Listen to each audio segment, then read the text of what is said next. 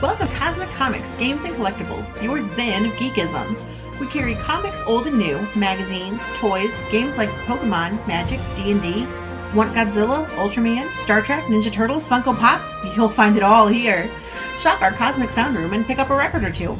Enjoy our Comic Coffee Lounge with a cup of Sasquatch coffee or a delicious menu item while geeking out over a super cool movie on our big screen. Come by and say hello to Maui. Cosmic Comic, Games and Collectibles. Superman loves us, and so will you. Hi everyone, Daphne Lage here. Join Nita Lanning and me on the Ragin' 2 The Vlogs show, where we talk about everything, nothing, and all the bits in between. Looking for hour-long conversations about indie comics, social media marketing, and crowdfunding, with the occasional rant and story time? Head on over to the Ragin' 2 channel on YouTube, Mondays through Fridays at 11 a.m. Eastern to join in the chat. Hit the button.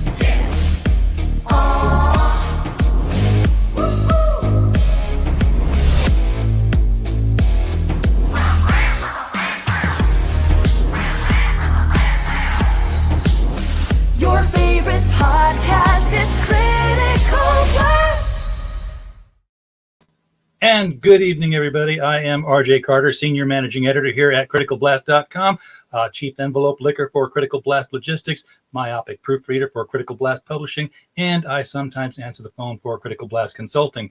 Tonight, we're going all over the place with crowdfunding here. We are going to be talking indie comics. We're going to be talking not with a project, but with a full-blown publishing outfit out of St. Louis, Missouri, my hometown. And we are so happy to have BBB, Biff Bam Boom Publishing here. And I'm not going to make any mistakes tonight because I can say Sean and either one of you guys can answer. Right. All right. That'll work. Father and son team, man. I love it to be working like that in comics together. I know that Sean Jr. I'm just going to have to say that, man, just to keep you straight. I know you told me how this all started, but it's been a minute. And we got new listeners. So how about, just tell it, how did BBB become a thing that was making comics? Yeah, basically, Biff Bimbo Comics started back in 2018. And from there, it was just a passion project. I was putting all the characters together and stuff and just slowly flushing out everything that I really wanted with the characters, and then basically just threw myself out there, and I was like, do a few con shows, and I was like, we're gonna knock them out.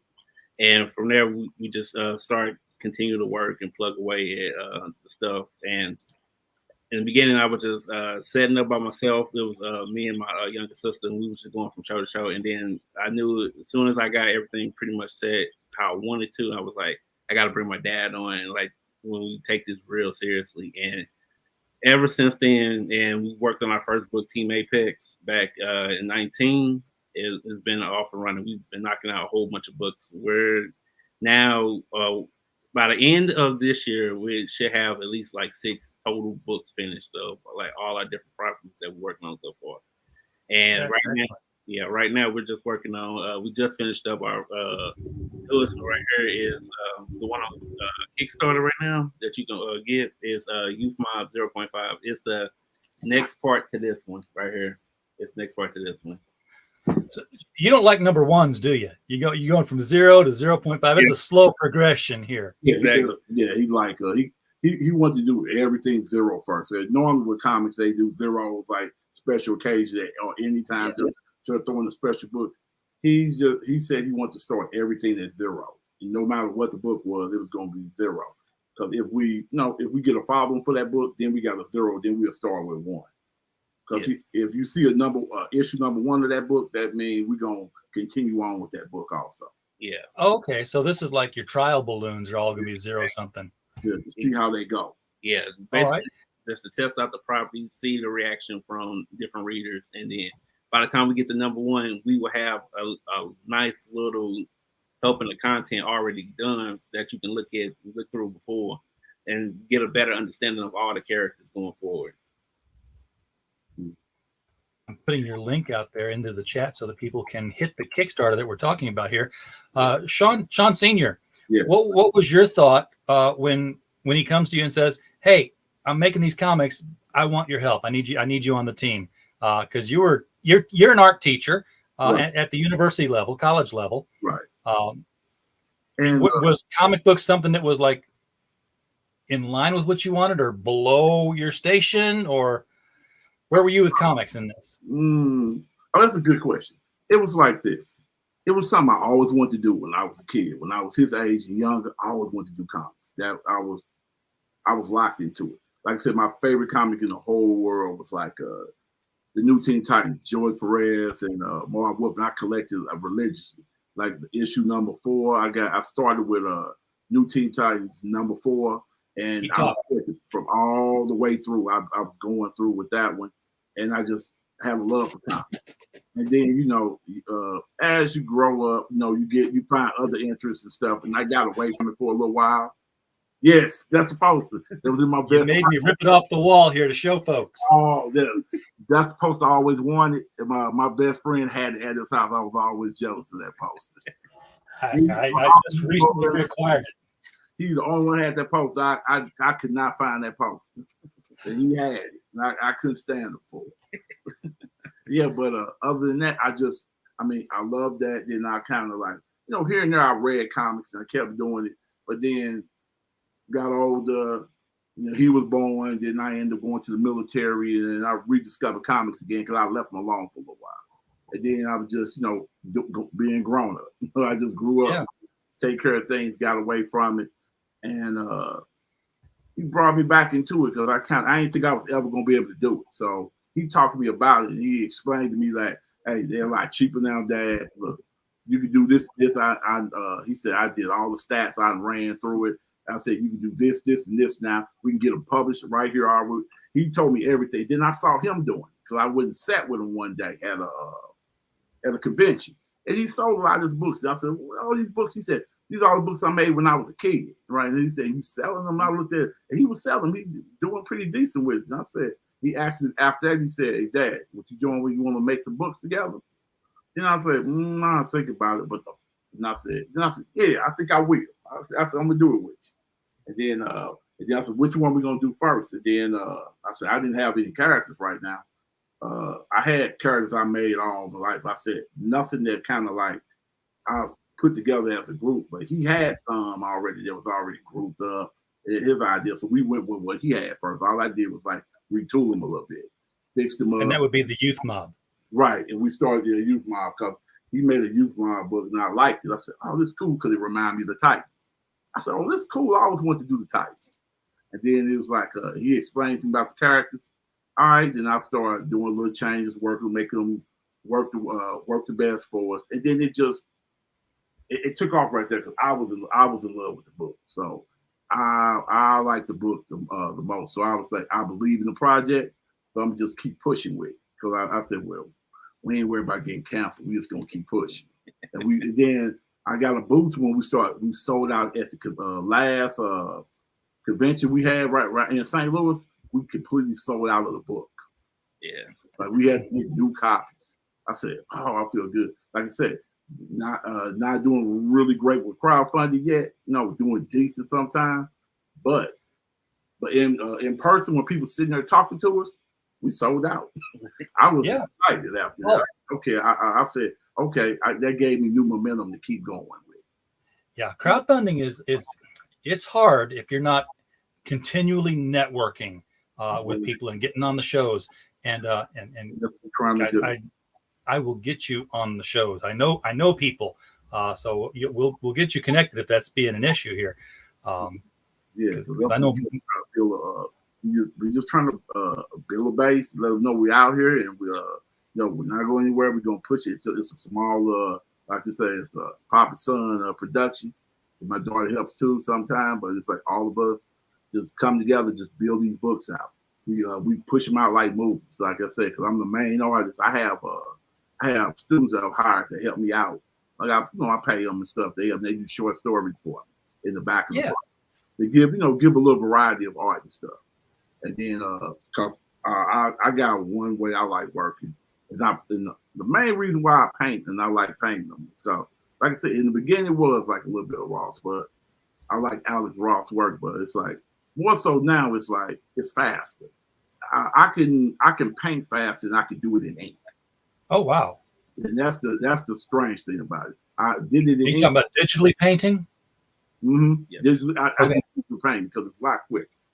Because I got older, like I said, I'm about 53 now, so I like my eyes a little weaker than they used to be like 15, 20 years ago. iPad is a godsend. I've got you by a year. I totally understand that. I read, my books and stuff. I read everything. It's like, I can zoom in. I can work detail. Old comics I used to like, I get them for the iPad now. I can zoom in because they got such small text on them. That's okay. They don't read old eyes. I'm reading like these. I used to get the DC Blue Ribbon Digest, if you remember those, where they had like the 10 best stories of the year. Yeah. I just read those over and over and over. And now I get like an old Archie Digest for my son's collection. I'm like, they're printing smaller, and I know they're not. But... No, it just they don't print for older eyes. It's like that. As soon as your eyes get old, I can't. Because like I love Astro City. Astro City is like one of my favorite books. The print is too small in the books. You need to make bigger text in it because it's like I look at them now and say, I can't read these books anymore. Well, they make those oversized books with oversized text. They need to print comics in like a 10 by 17 size. It needs to be bigger because what I do with our book, I make sure that we do a little bit bigger font. I can read I'll say, well, I'll shrink the make sure you got action, but some of the backgrounds I can fade some there. Let's make the bubbles just a little bit bigger because older people, you got to struggle with your eyes. It's like this. You get old, my eyes are never going to be as strong as his right now, ever again. Yeah, they don't go back, do they? No, they don't go back.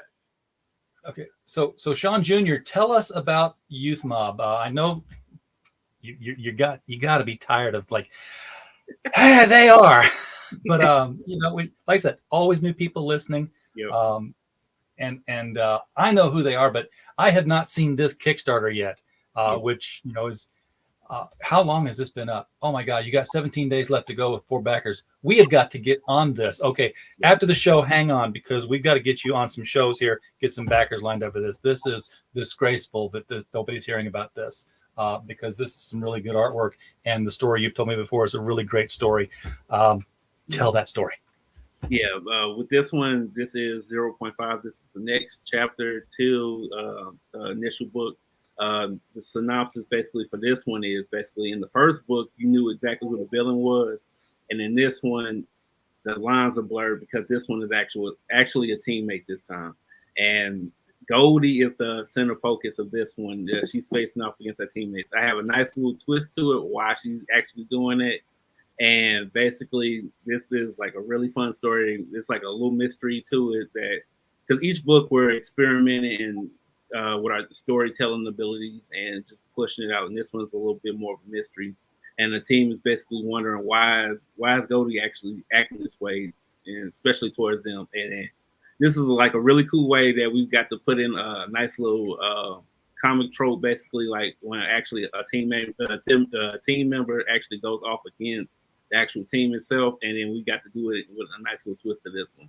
And I like with every story, I try my best not to spoil what actually happens, but that is like the synopsis for like this story.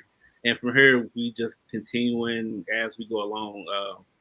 Just knocking them out like bit by bit, and we have a long run with this one. And we're just gonna keep working as long as we can, just fleshing out the characters and building this world of just 3B comics, basically. All right, so I like how this cover backs up what you just said the plot is, and I know it may be small on the screen, y'all people are watching out there in internet land, but Sean Senior, I see it. I see that subtle difference that you put in the lenses here. Yeah. Between the two facial expressions there, it's a real small tick, but you've got the one where she's just placidly staring straight forward, and the other one's like, yeah, she's got something going on in her head there. Yeah, because that's the cover. That's the cover you wanted, because it was like I had a totally different cover I wanted to do for it, but he said, no, I don't want to do that cover because it'll show everything. He said, I want to keep the mystery to the end of the book. They got to go through the book to find out, like, what's the mystery of, like, what's the twist in the book. So he said, if you put that out, then everybody will know. So I said, so he told me what cover he wanted, kept it simple, because I ain't thinking with the most signed cover. He said it's the best cover for this book. He said, so okay, so I made him that cover, and I go with it. He pretty much like we compromise pretty much on. Sometimes I get to say, so like, hey, I think the cover should go like this.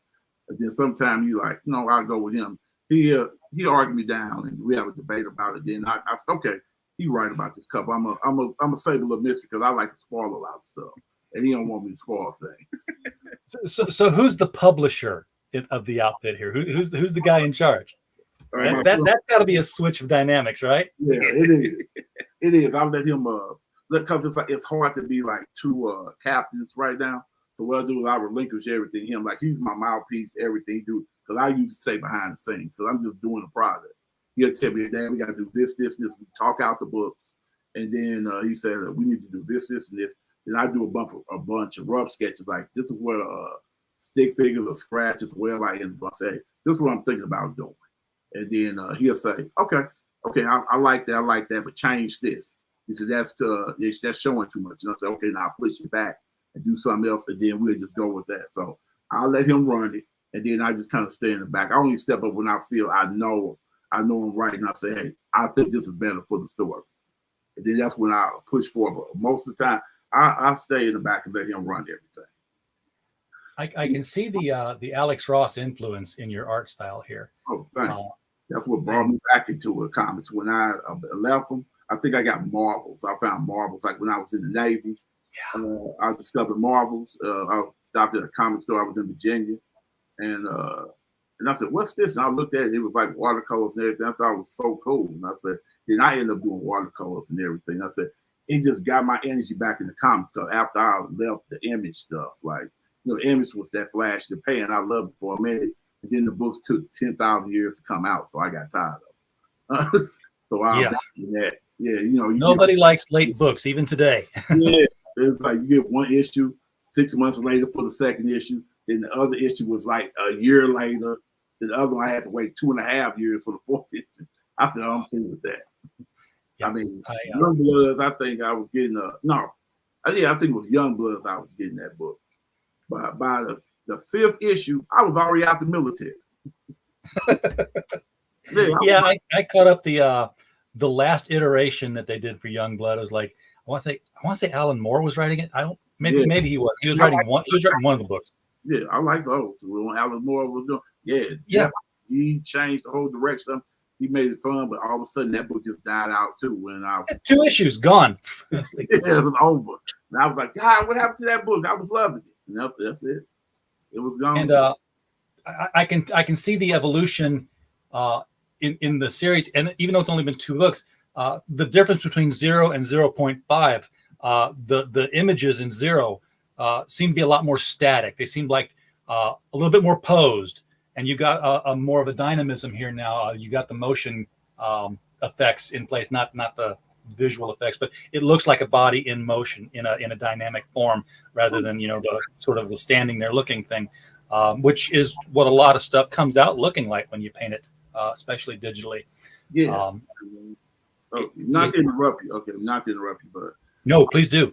Okay, only reason I'm saying is that's like, okay, from the first, it's like, in my defense, just for the first one, like, I always drew and all this other stuff, and it's like, I do use photos to help me guide me, because it's like I could draw without photos. They feel soulless. It's like I like photos to ground me with a human. If you're doing a person, like if I just do an animal or something, it doesn't matter. But if it's a human, I want to anchor it to a face or something, or an idea of something to give it a soul. And the other thing is to start fixing the static problem of, because I caught that myself too. Because the first time I did the book, it was like I only been doing comics again.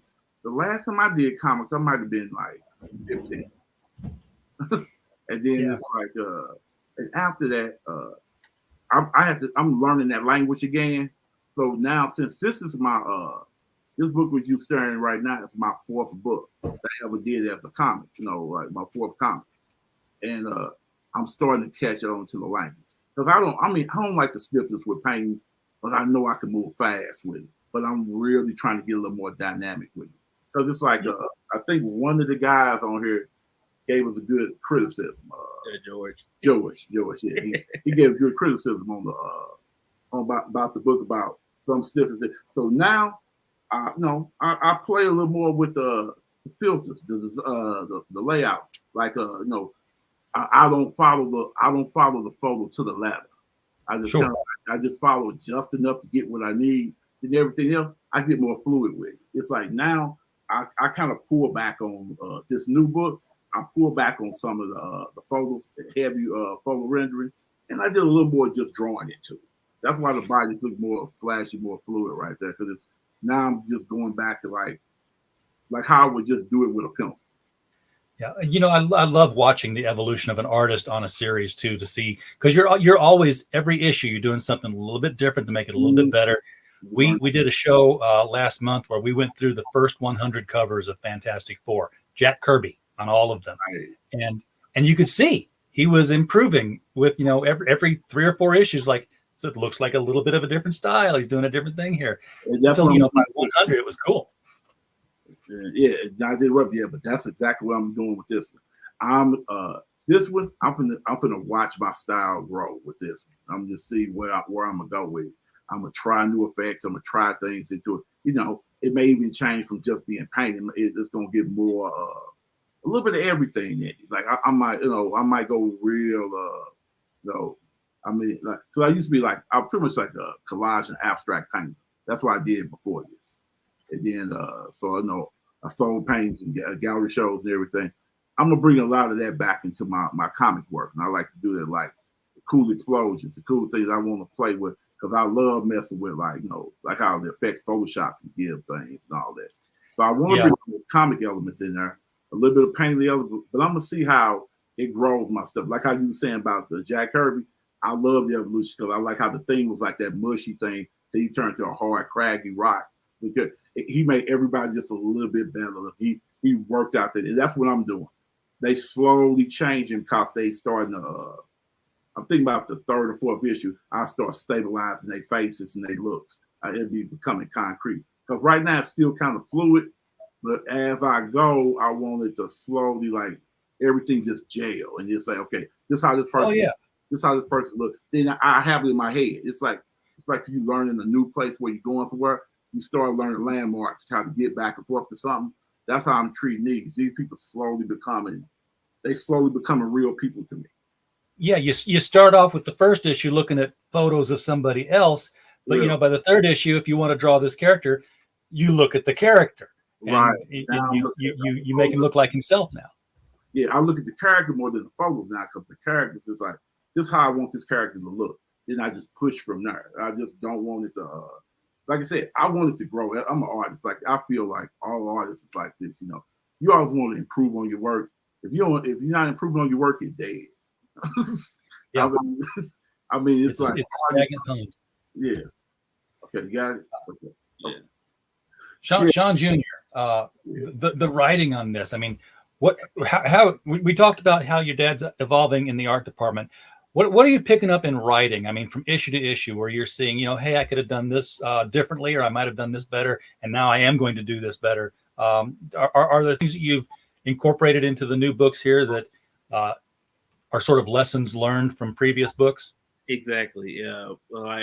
Basically, with the two of us, each book is a learning experience. You're literally watching this grow as we put our stuff together, and just as the art is getting better, the storytelling is getting better. Like this one, like I might not have been more confident with telling this like mystery story on my first book. I don't know if we would have got the story across properly, but actually just as we go book by book, everything's growing and getting better. Like the art, the storytelling, the way the book is lettered, it has its own like feel. Like each book has its own feel. Like from Youth Mob to Cody to whatever title, it has its own language. And basically, we're slowly just decoding each book's own language and giving it its own personality.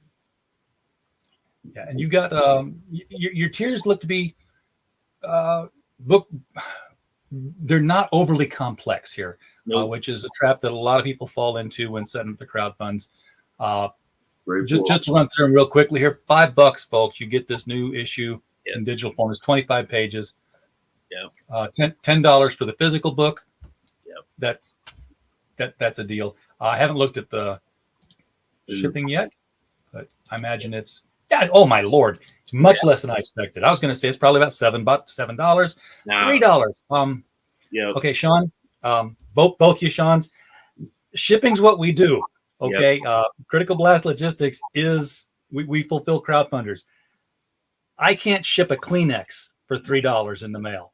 Right. So yeah, like basically right now, we're just learning just crowdfunding, getting our just like with the books, we're learning to get better. And like basically I didn't want to price anything out too much, just in the get-go, because we're still growing and doing the name. But dude, you're not even covering the postage. I know. The postage is $3.19. Exactly. And we got to talk. Yeah, basically, we're just gonna get better with that.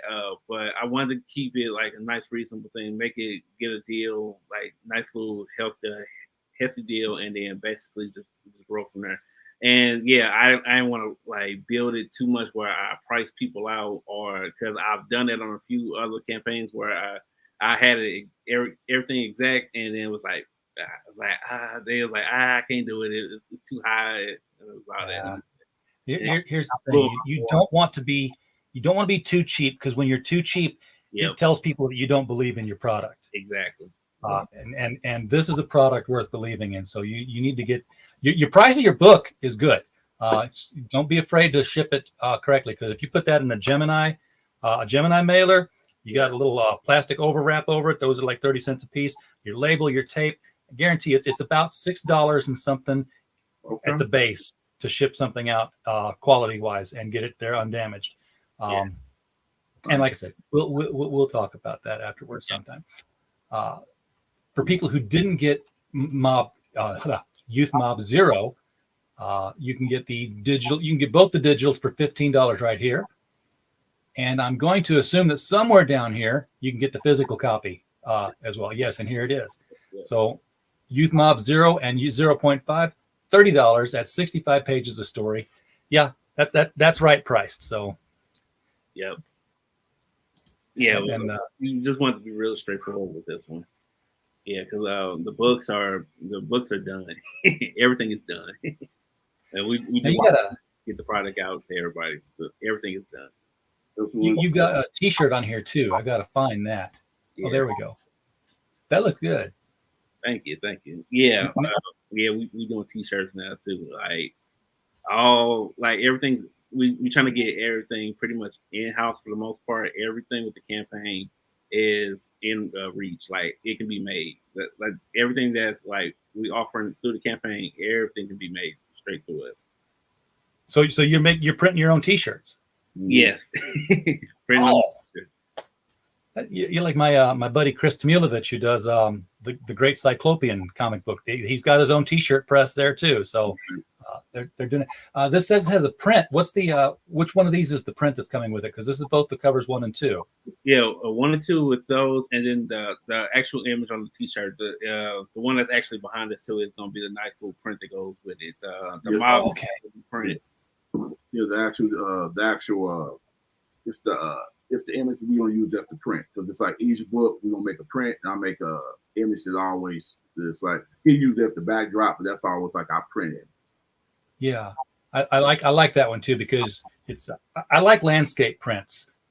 Usually you see a portrait print. This one, I don't know. When I see a portrait comic print on a T-shirt, it looks lazy. It's like they just laid the cover of the comic on there.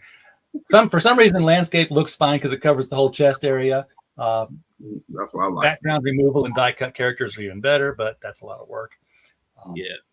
Yeah, but everything that we're working on is pretty much a labor of love, and we're just gonna keep growing, expanding, and just reaching out to other people as we're just networking with as many creators as possible, and just trying to put out good comics, good artwork, and just great storytelling. Yeah. Well, go ahead. Oh no, I didn't mean to interrupt. I'm just saying that, and the main thing is we trying to make sure that we won't do a crowdfunding of anything unless we know that book is finished. We always have the finished book when we're doing these crowdfunding. That's a key element that you really need to hit on. I mean, I'm fine with people being like partially done because they need the money to finish. Yeah. But if you are done, hammer that product home and let people know. Yeah, it's finished. That's what we keep trying. We'll tell people all day long it's finished. Any book that we're promoting, like we streaming, that book is finished or it's on its last 2 or 3 pages. It's completely done. We want to make sure that no waiting a year and 2, like this, maybe 2 months or so after that campaign is over with, we shipping those people books out. Okay. I'm going to save this. I'm going to keep this page up because I'm going to need it in a little bit. Yeah.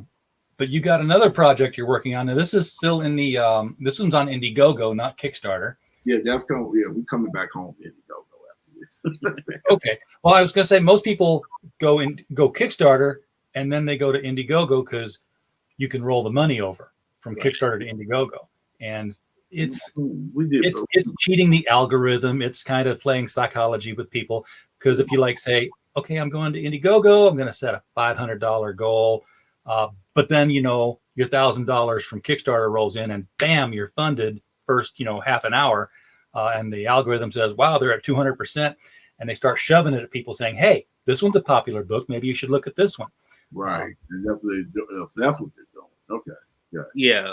That's why they go in that order.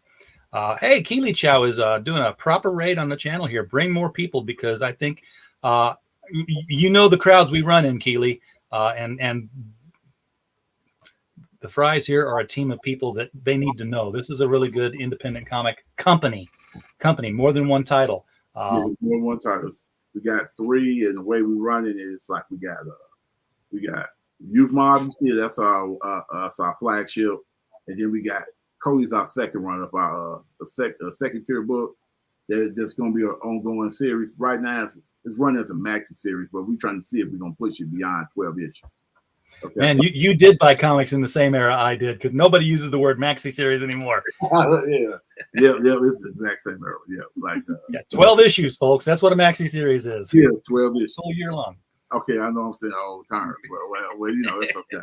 But you understand what I'm saying. Yeah, absolutely. Cody's at the halfway point. I'm tightening up everything, so it's gonna be a fun ride with Cody. It's a complete cool sci-fi adventure, like a superhero, just put it this way, it's like it's a space western. almost. Yeah, Got a lot I told Sean Jr. that I don't know if you go by Sean Jr. or not. I'm sorry if it's being offensive. No, it's fine. But I told him before that this it looks like it has that vibe of David Bowie and The Man Who Fell to Earth kind of thing. Yeah, when you said that, now I followed it up. Yeah, I mean, that's some of the vibe I was getting. Then he showed me a few animes that it reminds, because I brought this idea with my son, because it was something that was in my head. Like, I came up with the name, and then I just kind of pushed it along and said, well, okay, this is what we're going to do right here. I came with this name, Cody Valley. And then he said, what's that? Then I explained to him. He said, hey, he said, that feel like he said, I want you to look at a couple of anime. He said, Outlaw Star and Cowboy Bebop. Yep. And I hate to say this, I didn't know what those were, right? I don't watch that much. I don't really watch that much manga or anime. I don't really watch that too much. Oh, you read manga, you watch anime, right? Yeah, see, I don't even know the two. Yeah, see, like watch anime, read manga. I don't read.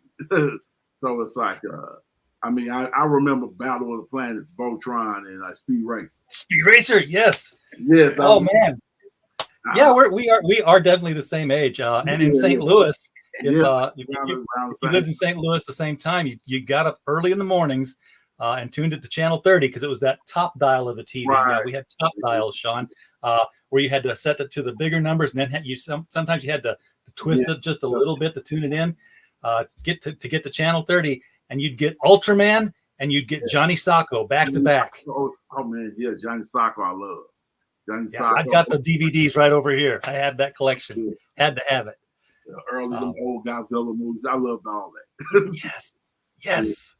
Creature feature. Creature feature, Kung Fu Action Theater, all that. Used to be on Sundays. I love that. Yes. Oh man. Yeah. Sean, if I ever meet you at a convention, you're not going to get a word in edgewise. Your dad and I are just going to be talking about Channel 11 on the couch, Mr. Patches, all that stuff. All the shows I remember. Those wonderful shows back then. Memories right there. That flush all the way back. I might go look those up on YouTube again and try to look at a few of them. Yeah, because I think I looked at Thundercats last night for the first time in a long time. I said, I did those Thundercats. And I watched the first episode. I just sat there and watched it. And I was laughing and stuff. So I just love it. Oh man, I was watching the show with my son. He was watching he was 12 at the time. Might be a little younger, but it was the Teen Titans Go meets the Teen Titans on Cartoon Network. It was like a big event kind of thing. And they said, stay tuned for a special preview of Thundercats Roar. And he's like, can I stay up after this and watch that? I'm like, yeah, but let me show you something first. And I got my phone out and I looked up the original Thundercats and I let the little video play, and he's looking at the phone. He's looking at the preview. He's looking at the phone. He's looking at the preview. He says, that sucks. I don't want to watch that. I know that's right. Yeah. That's horrible, man. I don't want to knock anybody out there, but yeah, it's not the same. It's like, no. I mean, I got a vision on how they look, and that's not how they look. When I looked at one of the remake of it, and I saw the little silly, I said, what is this? And then after I just turned the channel, I said, I'm not watching this. I said, what happened to the Thundercats? I said, I can't watch this. I said, I already knew what they looked like when I was coming up. This is not what I remember. And they didn't last long. Nope. It wasn't gonna last long. The new people don't know them, and we wouldn't support it. the older generation wouldn't support it. I wasn't gonna argue, get on, talk about it. I just turned the channel and moved on to something else. I turn on the news. I don't want to see this. You think they would market things that they want to sell to the people who have money, which is the older generation. Yeah, us, the ones who paying for the stuff, not the kids, because they still getting money from us. So Sean, tell us again. Tell us again about this guy with Leif Garrett's hair, the Cody Valiant here, and why he's in space. Is he from Earth? Is he? Because he looks human. I don't know how he got there. Exactly. Basically, with Cody, he's not from Earth. Cody, I can give you this one. Cody is a Martian, basically. He like once we get like really heavy to his origin story, it's all gonna like flush and make sense. But 1 and 2, yeah. But he's Martian, yeah. Yeah, but he's a Martian, and like this is the outer reaches of the world that Youth Mob exists in. Like if Youth Mob ever went into space, they run into Cody. It's everything's connected, everything fits into its own proper place. And Cody was born on Mars. He's like the running thing, like if you like pick up news articles or something in our world. His claim to fame, he was the first baby on Mars, born on Mars. That's his He's claim. Valentine Michael Smith. yeah, he was born on Mars, and he was the first baby born on like a Jamestown like colony on Mars, and he ended up in deep space because you will start finding this out in a later book by his origin. We'll flash back to it. It was like they were raided, killed. Cody ended out in deep space. Everybody got wiped out. They didn't do the colonization anymore. Everybody just kind of abandoned it because I guess the world was savage out there, and the world didn't want to have anything else to do with it.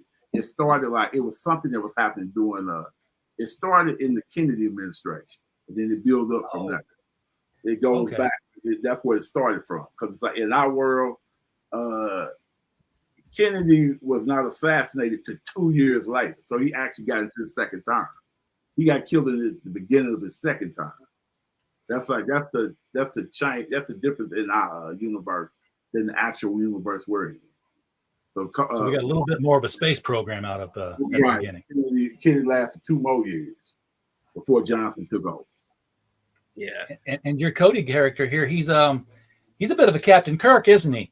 Yeah, that's part of his personality. He's the space western outlaw cowboy, but at the same time, he's still the ladies' man. At the same time, and that's the influence that we wanted to do. And like he's both things at one. Like you can't take either one out of his personality. He's both at one, and he's always super confident, arrogant at times. That's just who he is. Like he doesn't really fear too much. Like things that a normal person would be terrified of, certain aliens. Like Cody lives that. That's his normal day. Like he sees it like every day of his life, and those type of things wouldn't faze him. Like any just as a character, and that's what we want to do. He's a really cool, confident character. He's the guy that everybody wants to be, and then the guy that every woman wants to be with, and that's who Cody is as a character, and he's gonna be just a really fun character, along with everything else that we're building in our universe. Yeah. Now this is a maxi series, so I'm going with the definition that it's going to be 12 issues. Right. Sean Senior, you said you're halfway through the first issue, or halfway through the series? The 0 issue. I'm halfway through the 0 issue, but it's still going to be 12 books. It'll be 13 altogether, but we got 12 books coming after that. Yeah, but it's like I'm halfway through this first book because it's like it's 32 pages in the 0 issue, and then so I'm at the halfway point. I'm at page 16 or 17 right now. Okay, so that's why this one hasn't launched yet, because like you said, you guys don't launch a campaign until the book is done. Yeah, that's the only reason you haven't. We still collecting emails because right now we want to be finished. We're trying to let that be our motto. That we want to be finished. I don't want to do a late book. I don't want to have a late book. Oh no, the most successful people out there that I've seen. One that always comes to mind for me is one called Miskatonic High. Yes. And it's a Kickstarter one. They're on. In fact, I just ordered issue number 14 of their series. And what they did was they wrote the first 5 books, and then they kickstarted the first one. And then they were working on 6, so they're so far done in advance. They just stay there. Yeah, I wish we kind of did that first, but that's okay. We just wanted to get out there because we were just nobodies right now. So we just building this up. We had several characters, so we treat us more like how movies run, almost like how they do the MCU movies. It's like it's different ones rotate. Since I'm the main artist, we rotate all the books to try to get out different ones. So like I say, Cody will keep running, and it's like I said, we got we making we gonna have fun with Cody because we get to play with a little more toxic guy.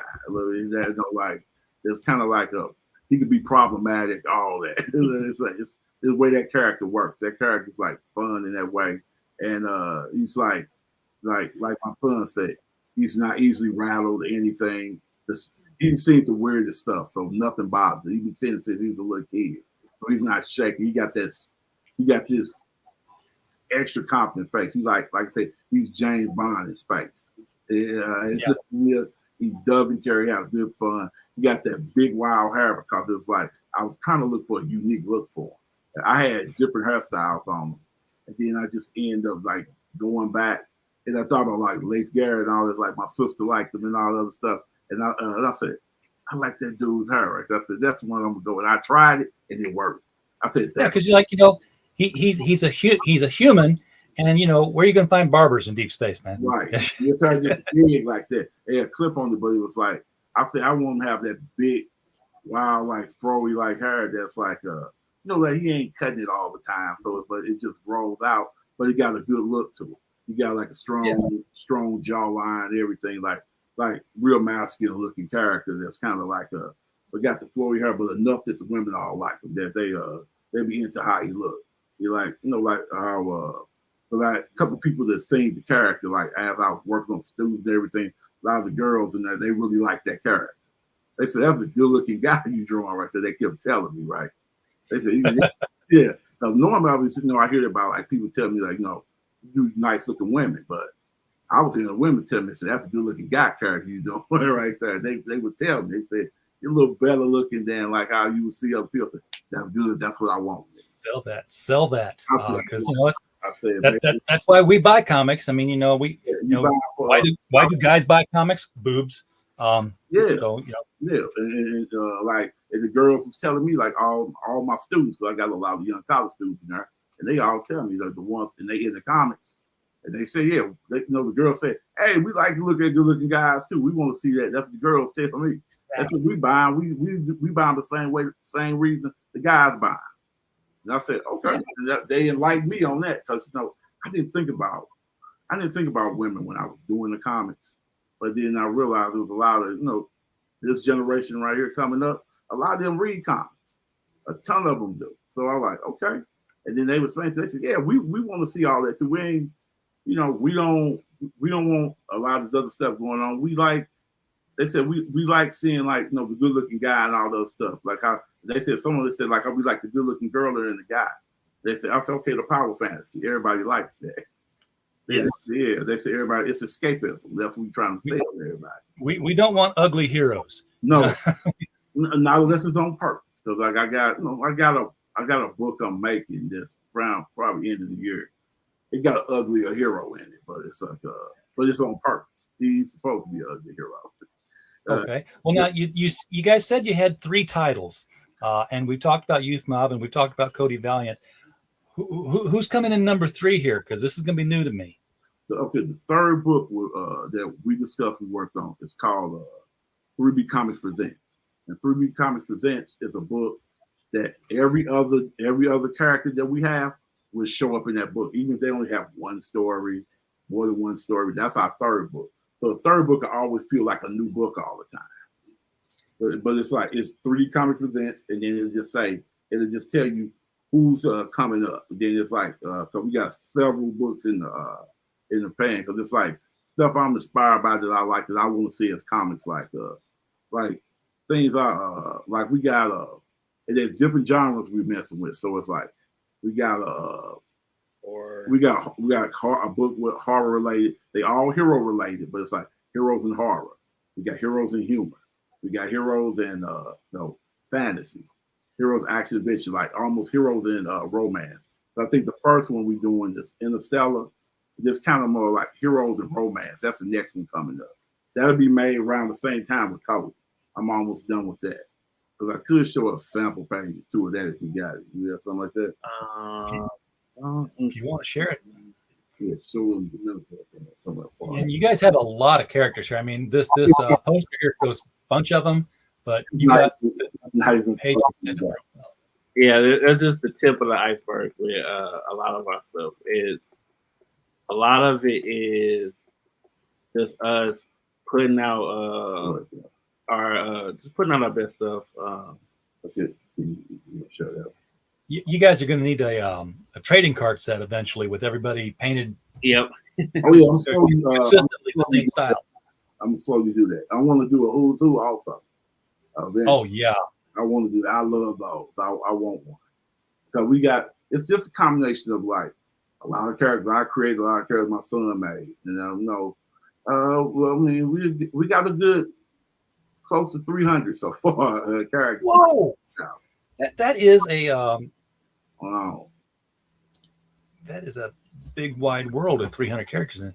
Okay, so who are we looking at here? This is the villain in our Interstellar book. This is like just a huge like minotaur, like a star minotaur or something like that. You got a ministar. Yeah, something like that. But it's like you got energy, like powers, like cosmic powers, like in space. It's these people. I don't want to say like Green Lanterns, but they kind of like they in the sense they adopt a planet. It's like the aliens come down, like they don't have a form, and they come to a planet and they protect the planet. They end up on it, and then they take the form of the people of that planet. Yeah. Okay. Then they become their guardian in there. So that's the way. This is how Interstellar works. So it's kind of sort of like a Green Lantern story. It's kind of like if you cross Green Lantern with Wonder Woman or stuff like that, you'll get something like this. Yeah.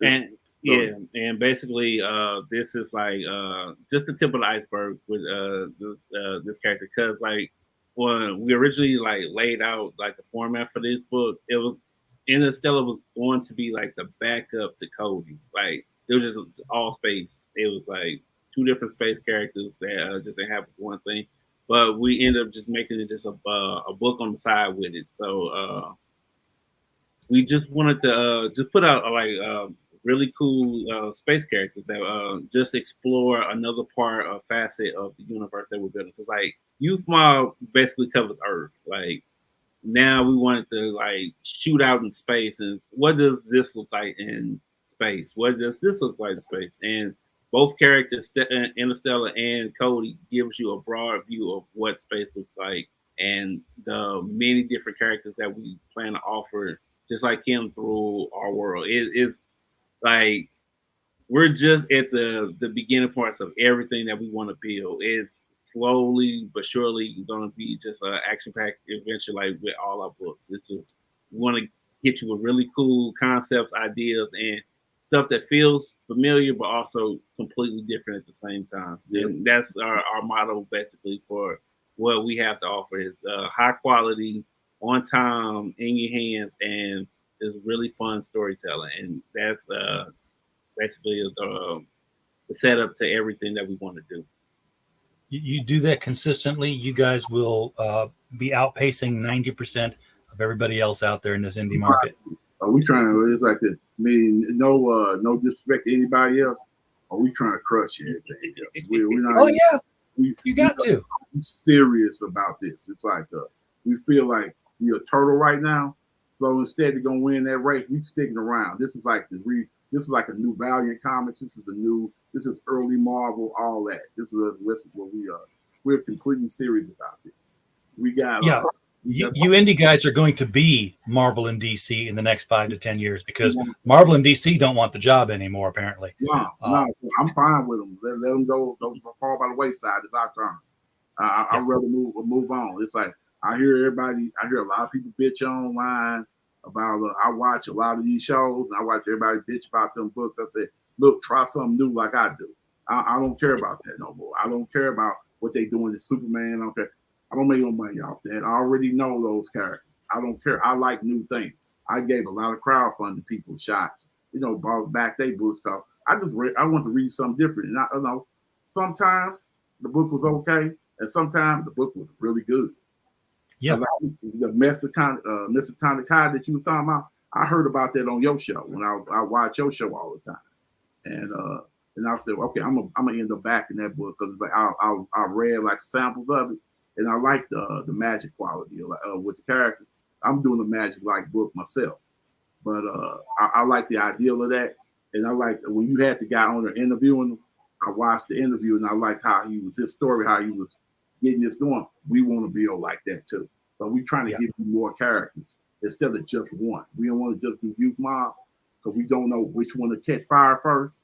So we're gonna give you Cody. We're gonna give you Interstellar. We're gonna give you this one. Then after Interstellar, it's gonna be a different book. We got like a military or horror book. That we got like a something in the vein of a Suicide Squad, but more serious. And all in the same world. Everything in the same world. Continuity is everything in our world. That's going to be stamped on our book. Continuity is everything. All our books are connected. We plan them out when they get made. We don't make anything in this. We make everything new, whole cloth coming into the world, and it fits in. Make sure everything fits. We don't want anything in there that doesn't go. It connects somehow to another book in some way. I have stolen some of your images and I put them out on my Twitter, and I'm not explaining them in any way, shape, or form until people ask. I've been basically, I threw one out that says, "Meet Cody Valiant," and I'm waiting for somebody to say, "Who is this guy?" And are you guys doing a comic? I'm like, no, these guys are. I appreciate it. Thank you. Thank you. Yeah, I mean, we're trying to go. Like I said, not, we ain't discouraged. We're gonna keep going, just like this. Go back there and go. But we did fine over there, and we're gonna go back around. We're just gonna keep selling our books. Kickstarter, Wild West over. It's a little tougher to move in Kickstarter. Well, it depends. It depends on the circle you move in. And what I basically found is that, and what other people told me is that Kickstarter is for if you've got a good girl or a bad girl book, like a Brian Pulido's Lady Death, Kickstarter. If you've got something that's like a 90s image superhero book, like The Company Men, Indiegogo, they've got their crowds. But my phone blows up all the time because I'm subscribed to so many podcasts, and I see the same names lately cycling over and over as guests. I want my phone to start blowing up and saying, "Oh, look, 3B Comics is on Pops Van Zant's show or something." Right. So let's make that happen, because people need to see this. They got 17 days to get this one Kickstarter here going out, because you got $1,000 goal, $66. Okay, we got to pour some octane in the back of this engine and get this thing kicked going. We're trying everything. Facebook, everything. We try all that. That's all that does it. So I was like, okay, well, they probably not ready for us yet. We're not getting seen. The algorithm is pushing us, depressing us, or something. I don't know. I said, okay, we're not being seen, so that's okay. Now, the thing you got to do is you got to be on a show every single day, sometimes 2, sometimes 3. You got to constantly be pushing that until you hit goal, and then you got to keep pushing it after that. And then you deliver. You do that, you're golden for everything going forward after that. We're going to deliver. So we're going to have that book. When we put Cody up, Cody is finished. We can show you, like my son will be able to hold a book up to you and say, "Hey, there you go. That's the book." So you could hold up Youth Mob number 0.5 right now and say, "Hey, look, here's the book. Hey, look, there's the book, folks. See, that's the one we just saw. It's done." So no point in not backing this. Long way either done like that. None of that. I'm not interested in that. I don't want to do that to people. I don't like it. I ain't gonna do that to people. And I got a couple books I'm just waiting on, and I know a couple I'm never gonna see anything. I'm never gonna see my money on that. I mean, they burn you. It's bad for newer people coming out that's not trying to do that. So we take the hit for that when the ones come out. The flash in the pan and they don't have the book ready. Like, don't crowdfund. You don't have the book ready. You know what I mean? If you ain't gonna do it. Exactly. And it spills over, because people who got burned by that, they look at yours and like, yeah, I've done this crowdfunding thing before. I think I'll just wait for a while. That's the only thing that's the only thing that you're terrified of, because it's almost like we can get kind of punished, kind of like unfairly because of how somebody else did. Because people come in with the wrong, give money quick, run on everybody, take their money. I know Kickstarters that are 6 to 8 years late. Yeah, and I mean, and nobody's even talking about those because I think they just forgot about them, but they're still active and they're still late. Yeah, see, they still active, still late. You shouldn't be waiting that long on a book. I mean, it's like it'll take me about, if I keep it like a standard book size between like, I want to say like 26 to 32 pages, it'll take me about 3 months to do a book. Yeah, that sounds right. I mean, I don't take me longer because I can't draw, but Yeah, but I'm saying, but it can take me about, and I'm by myself. Maybe 3 months. The most 4 months. If it's a really cluttered, detailed book with a lot going on in it, it might kick into 4 months. So no graphic novel, since it was a bigger 90-page book, that took me 6 months to do. So you guys got the dynamic working here, where like Sean, you can go and say, you don't have to write the script and then turn it over. You guys can do this in collaboration work, so that you can say, hey, could you make this happen if I make this happen here? And he can say yeah or no, or he doesn't have to come back with the script and say, man, I can't draw 16 people looking at one apartment window. That doesn't work. It's not physically possible. And you got to rewrite something, Right. Making that up, obviously. But yeah, basically, artists know things. Yeah, basically, we use the old Marvel method. Basically, we talk it out pretty much every day, every plot detail that we want to see in it. And then I start drawing. And then he just start drawing it. And then after that, once we feel satisfied with how the pages look, and basically the easy part for me is just to letter it and make sure everything is like how I want it to look as the book is put together. And from there, like after like the initial thing is mainly getting the artwork done, and then after that I fly through all the lettering and making sure everything looks exactly how the book is supposed to look. And that can take, like, for me, like that's what the heavy part of the process. Basically, basically the 4 months is basically just getting the artwork done, and then it take me about like a week or so just to letter everything, like to make sure and then after that we go back, proofread it, make sure everything up and up, like this is exactly what we want to get across, and then bam from that, and we just ship it out from there and wait on the proof to come back. Now, who do y'all use for your printer? We use Comic Wellsprings. I just got the notification from today that the 0.5s and a few other, the actual Zero Youth Mob books are on their way today. I just got the email from. They've been the biggest supporters. Like I'm really close with them. Like I promote them as heavily as possible as I can on everything I do, because I really love the quality that they put into the book. We get not this box. I got stacks of boxes behind me here for the next shipping project I'm doing, but we do get Comics Wellspring stuff frequently, and they do turn out a quality product. So I think Miskatonic High does that, and I think you get a discount too if you let them have the back cover to advertise. Yeah, they give you all kinds of cool little deals and stuff like that.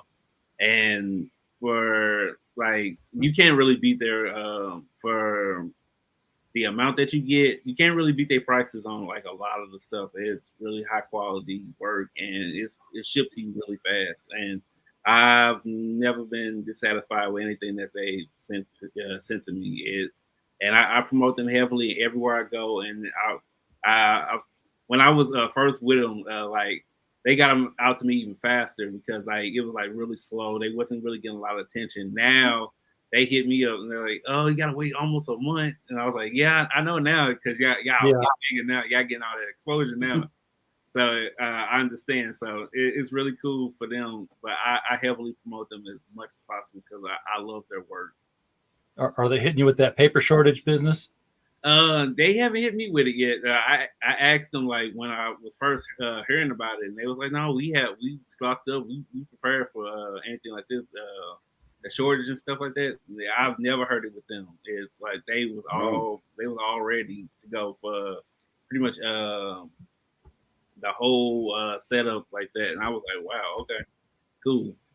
All right. Well, that's if you're listening, folks, and you got a project and you wonder where to print it. Not a paper shortage with Comics Wellspring, so you won't have to wait. Anything about paper shortage? Yeah, I didn't hear anything either about that. We was telling me they had zero problem with having paper. They said we're ready to go, and we're unaffected by that right now. Excellent, right. Excellent. That's what we want to hear. All right.